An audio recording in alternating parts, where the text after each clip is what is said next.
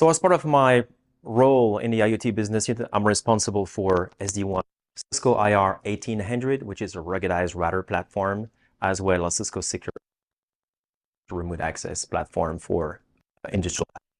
So today we're going to talk about IoT, but more specifically, I don't really like the name IoT, Industrial IoT. So that's going to be those Industrial IoT customers, the utilities, grid automation, distribution, wind farm, solar panels, moving vehicles, and things like that.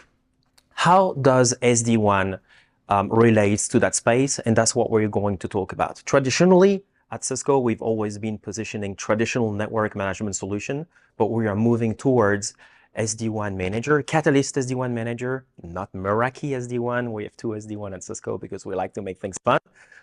So let's see how it works. First of all, SD-WAN for industrial IoT, what does that mean? Why do we do it? Because we want the operations to scale. We want security. We want ease of configuration. The industrial IoT customers are not usually using bleeding edge technology. For them, what is really important is availability. When you have a supply chain, when you have a manufacturing plant, you are ready to balance a little bit of the security to make sure that your networks keep running all the time. So they have different requirements than enterprise. They have different architectures, and we have traditionally not positioned SD-WAN for those customers. But let's see, fundamentally, let's go back at the basics of what is SD-WAN and why SD-WAN is relevant for those customers. And that's a shift in Cisco's IoT business unit strategy that I want to talk about. So SD-WAN is not new, right? I'm not here to talk about SD-WAN and tell you this is the best thing about after a sliced bread, even if I think it is. Originally, we started to support SD-WAN on the IR 1100, the small ruggedized platform in 2018 or 2019. And as things go, we expanded the support on the other platforms. But SD-WAN is not new in absolute terms. SD-WAN is built on top of YANG models, is built on top of netconf to do the configuration, which is not typically what traditional management platforms are doing. They are using SNMP or CLI-based configuration, which are prone to have a number of different issues. Then we started working on TailF, which is the early version of that. And we acquired Viptela, which was really when things started to change. Viptela became vManage. vManage became SD-WAN Manager. And there we are today. Not a new product, but it's new in the industrial IoT space.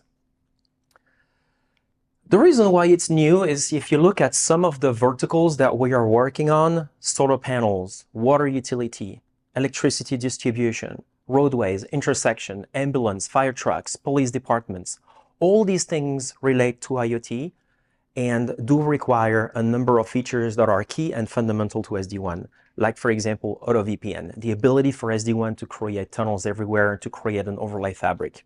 We'll review that in a moment. Some of them do require advanced routing, but not necessarily all of them.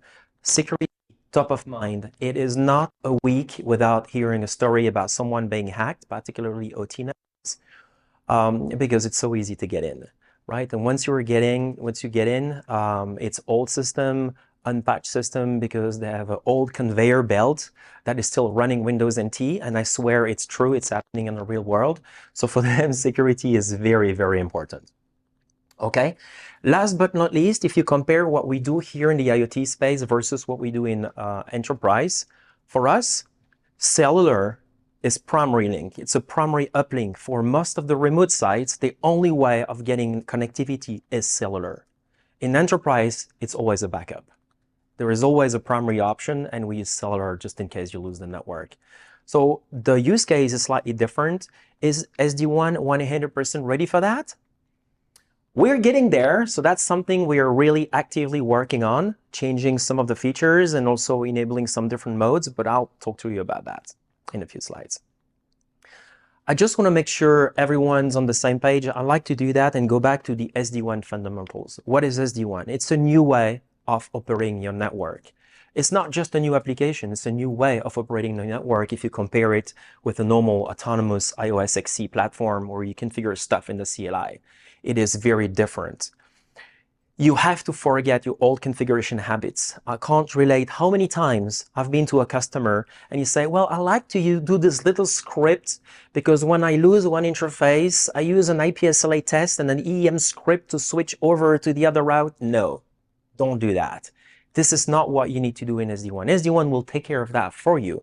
It's part of the fundamental way of the fabric, how the fabric works. So don't start with an existing configuration. We've seen too many times customer thinking an existing config and say, the same config in SD-WAN. It doesn't work the same way. You cannot just take a config and make it SD-WAN. It's just a different concept. It works differently. I hear very often SD-WAN is complicated.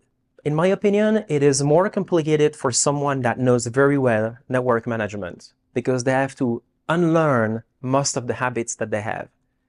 I like to say SD-WAN is different. It's not more complicated. It can be complicated, don't get me wrong. It can be very complicated. But for us, for the Industrial IoT, it simplifies a lot of things. It can be very simple, in particular thanks to this ability to auto VPN with different sites. What is sometimes very cumbersome for newcomers or even people that are very familiar with the matter is the vocabulary we use with SD-WAN. So I'd like to clear out some of that. What is the underlay in the SD-WAN world, or what we call the transport or VPN 0, all those things are essentially the same thing, is the layer 3 communication between endpoints. So you got your edge routers, and they have somehow a way to talk to each other using IP. You don't have to do rerouting or anything like that. Those IP links can fail. It's not a big deal. You just have plumbing, basic plumbing in place. That is what is going into the iOS XE configuration. So this underlay is very basic, and there is really not much to say. This is not where you do QoS. This is not where you do dynamic routing. This is just the basic plumbing. Then you have service VPNs. That's a new notion of SD-WAN. This is where your customers, devices, PLCs do reside. It's more like a VLAN, for example. So if I am a customer, I may have 2 VPNs, one for my machines, my PLCs, and one for my users who do get access to the corporate network and to the internet. But my PLCs do not get access to the internet. The service VPN is fundamental to the way SD-WAN is working because it provides natural segmentation. In this diagram here, we have 2 VPN. We have VPN 1 and VPN 2. All the VPN 1s will be able to talk to other VPN 1s on all the different edge, but not to the VPN 2, and they cannot go to the internet unless you configure it. But by default, we provide isolation versus the transport, isolation across VPNs, and that is giving you a de facto security. It's security by design. It is secure by design. I got this question often, hey Manuel, how to do segmentation in SD-WAN? If you do nothing, you get segmentation. That's the beauty of it. It's just the way it works.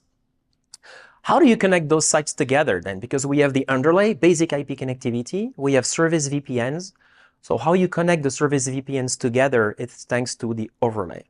The overlay does not use normal iOS XE routing. The overlay runs in software on top of the normal router and is building a software fabric. I will talk about the fabric later.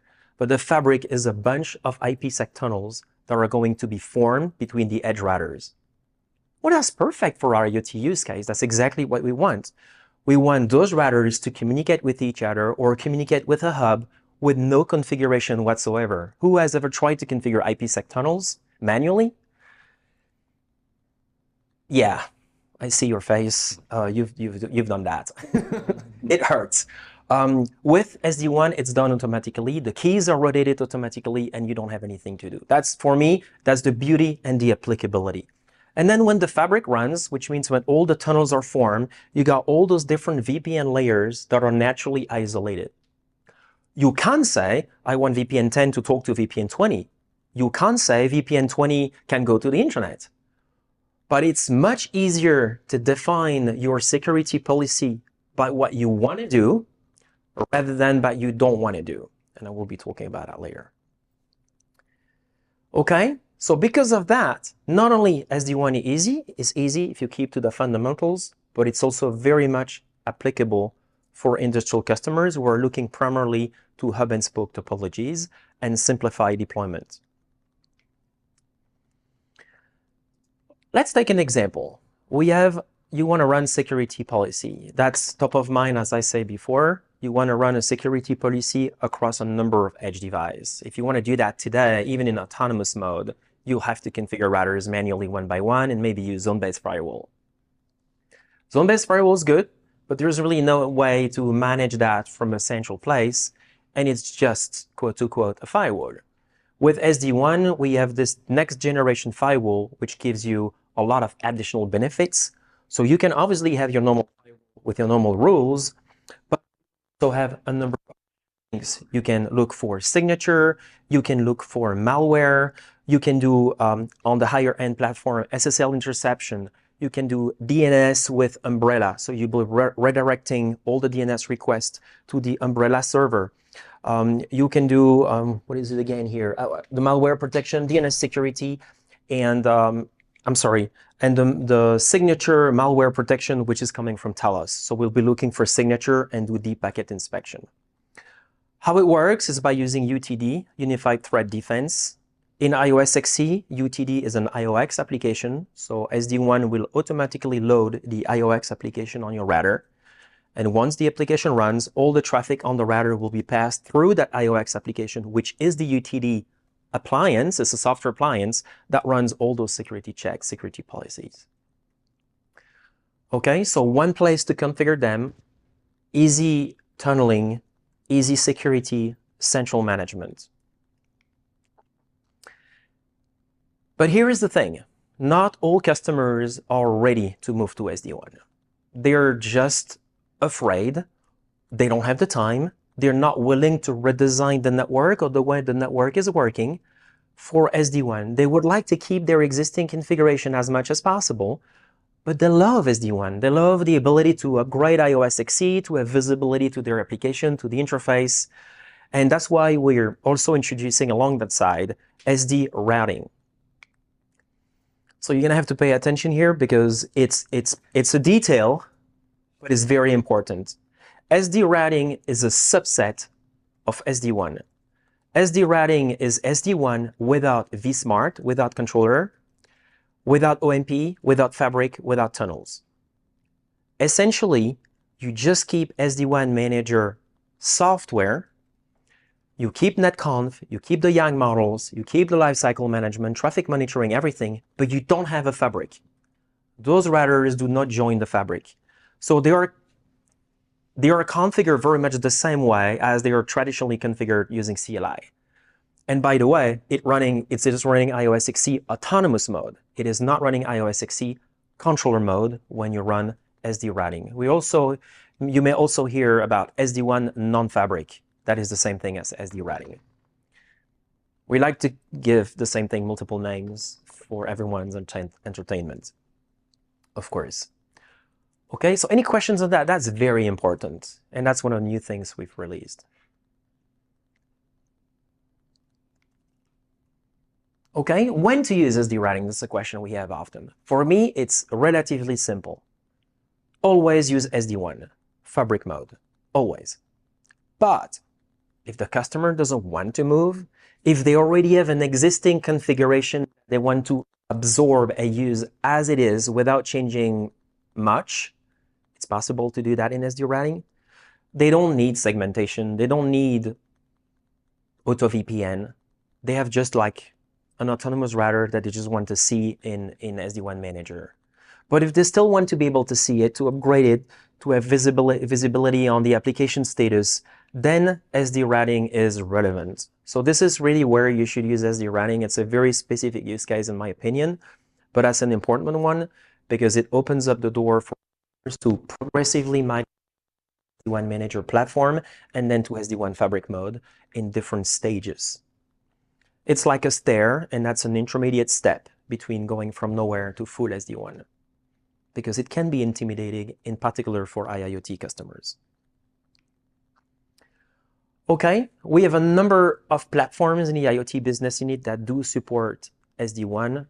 Contrary to Meraki, we use SD-WAN exclusively for routers, not for switches.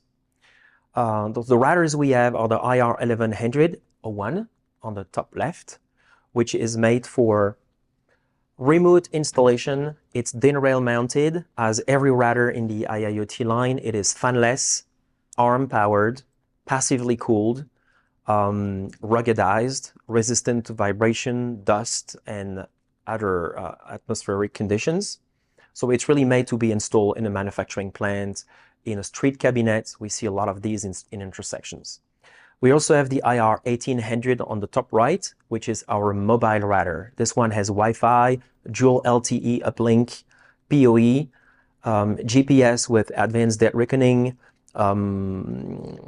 serial ports. It's also passively cooled. It's also running on an ARM CPU, but it's really made to be mounted in stuff that are moving. Think about ships, boats, ambulance, thing of that nature. Then we have the 8340, which is the big beast. This one is kind of a switch and a router. It's a Frankenstein a little bit. It's a switch and a router all together. You have PTP, so IEEE 1588 Grandmaster clock. You have serial ports, you have NIM modules, multiple LTE modules, serial links. So that's the kind of router you will use on large electrical substations when they really need a lot of everything. It's also very resistant to electromagnetic field radiations. So it's really made to be installed in this kind of very unfriendly environment. All right, so for us, for the IoT guys, SD-WAN, because we compared to the traditional management platform that is using CLI or SNMP, we're now using netconf and YANG models. The advantage of a YANG model is that when you tell the router, this is the new configuration, the router, because it's a model, is smart enough to see that's what I have, that's what they want. I can just apply the diff and change the one line or the one IP address between the two. When you manage with CLI, it's always more complicated. Think about just updating access list.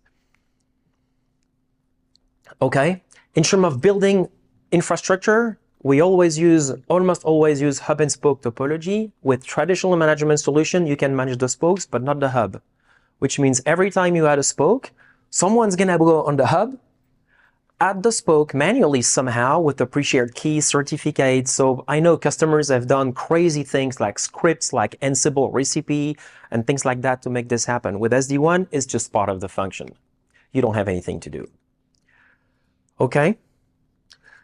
The ability to isolate the traffic from the transport, from the internet, but also between VPN is very important. In the traditional world, you would route traffic, which means it's open for everyone. It's open bar. Everyone can go anywhere. Then you need to apply access lists to define things that cannot be done. That's counterintuitive. With SD-WAN, you cannot go anywhere unless you explicitly say, this guy can go there. So it's more based on the ZTNA principles.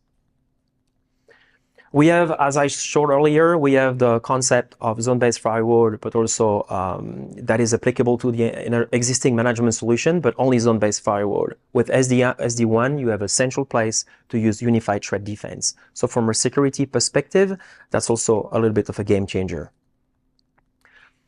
And the last one, which is actually not the last one, it's my favorite one. Think about you have multiple uplinks. You have multiple cellular uplinks. How do you know when the traffic stops working on one of the cellular interface? Traditionally, you would use floating routes. When your cellular interface loses the IP address, the route disappears, and then you use the next best route by order of priority. Problem is, with cellular, when you lose the IP address, you actually probably have already lost all connectivity for 30 seconds before you realize that. So what are customers doing? They run an IPSLA script that sends ping packets to 88888. And if they see that ping packets doesn't go properly to 8888, then they remove the route to route the traffic to the other cellular interface. I can tell you, the day 8888 will stop responding to ping packets, we will see an internet world outage, because there are so many scripts that do rely on 8888 responding to ping packets. That's going to be horrible. That's what we do in traditional platforms. In SD-WAN, you don't have to do that because we have tunnels. Those tunnels are running BFD, bidirectional forwarding protocol. Every second we're sending a packet. As soon as we stop forwarding traffic on an interface, it doesn't matter the interface is an IP address or not. We automatically reroute the traffic to some other place. And that is a big advantage. It's much cleaner in terms of design. Okay, any questions on that? I will do a quick demo, if that's fine. I did have one quick question. Sure. You said you had the iOS XE handling the core, and then you had the NGFW. So are you actually running a Cisco Secure NGFW virtually and all of that? Yes. Or? Very cool. Thank you. Yes, it runs in IOX, so it's installed as a virtual image in iOS. It runs in IOX, so that's the containerized environment on top of iOS XE. And then the traffic from iOS XE is routed over that IOX container that is managed by SD-WAN with all the policies and everything, and then pushed back to iOS XE.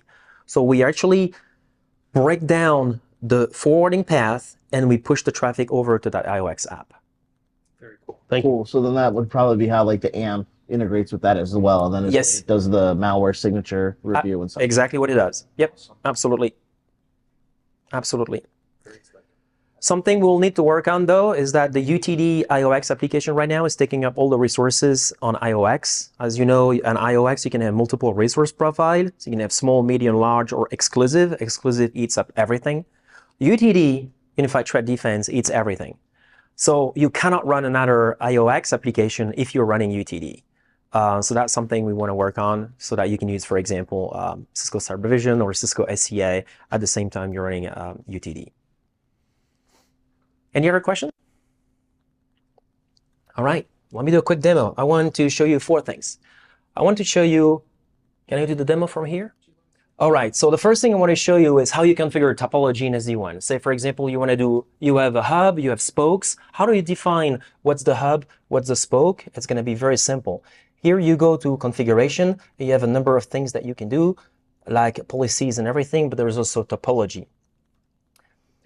I have 2 topologies. Let me show you how it works. So you create a topology, you give it a name, and you say the hub is going to be site 101. Every one of the router are part of a site. So you say that site 101 is my hub. You can have one or multiple routers if you want to have redundancy. And the spokes are all those different sites. That's it. That's it. This is the hub. Those are the spokes. Every time you add a spoke to your fabric, the spoke would automatically open an IPsec tunnel to one of the hubs in the site 100 and not establish IPsec tunnels between them because you have only north-south traffic, but you don't have east-west traffic, for example. That's as easy as that. How complicated would that be to do that in a traditional network management platform? Probably a lot more complicated. If you want to do full mesh, it's kind of the same story, except that in full mesh, you have only sites. So you simply add here your number of sites. Here I have site 2, site 4, but I can have 10 sites, and I will have a full mesh between those 10 sites. Obviously, you can also have a custom topology, and you can filter which sites go to the hub and which sites are full mesh. So you can actually mix and match hub and spoke and full mesh topology. But for the purpose of this demo, I just want to show you how easy it is. Then the next best thing is to check the tunnel status.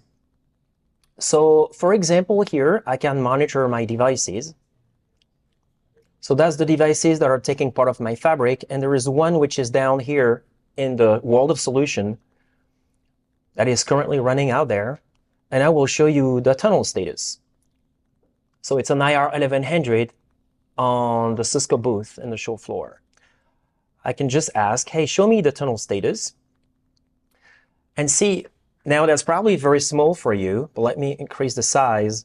You see all the tunnels that this gateway has formed with the neighbors, but also the quality, the latency, the packet loss, the jitter, and all those different information. So forming the fabric is not only very convenient, but it's also very convenient to be able to check the status of your fabric and the quality or the experience for the users. And it's very easy, and it's all here in IoT OD. Let's say, for example, you want to do security. I can go to configuration, security, and I'll show you how you can edit a security policy, and there you have everything. To your question earlier, this is using UTD. So from this one place, firewall, intrusion prevention, including custom rules, URL filtering that you can do. You can do advanced malware protection where the signatures are coming from the Talos security engine. So this thing is directly connected to Talos. DNS security with Umbrella.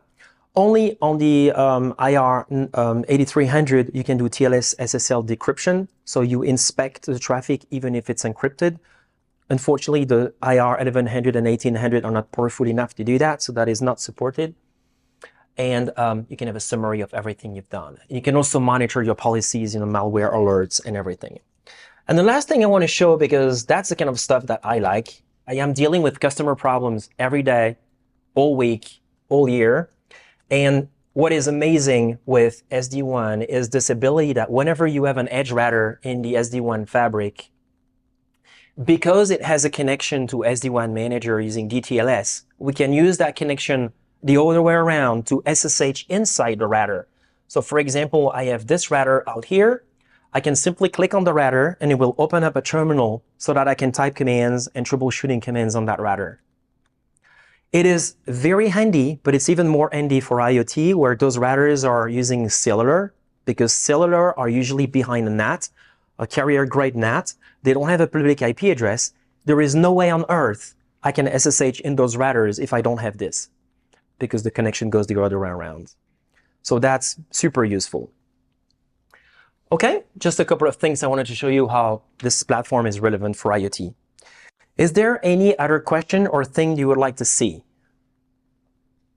I'm going to be the one who asks the obligatory IPv6 support question. So yeah, are you always asking IPv6 questions? Because I've had 4 deployments in the last 4 months and I've had to kill products that don't support it because they're just not applicable. So I would say it's partially there. It's not supported for absolutely everything, but it's pretty decent, I would say, at this point. If I have to give you a rating, that would be probably 80% ready. There's just like some of the features are not working. Some of the troubleshooting tools are only looking for IPv4 addresses. If you dual stack, you will be good. If you're pure IPv6, it can be tricky. But is roadmapped. Like It is the definitely. plan is to get feature complete. It's always, IPv6 is always on the roadmap, as you know, right? One way or another. I just can't tell you when. Fair enough. All right. Any other question? Are there any plans to make the equivalent kind of config for SASE? So the SASE is a bigger story. So if you take SD-WAN and you add SSE, then you have the equivalent of a SASE solution. So it's not just like all part of this, but this is an element of that entire SASE story, at least the Cisco SASE story, which might be different across vendors though.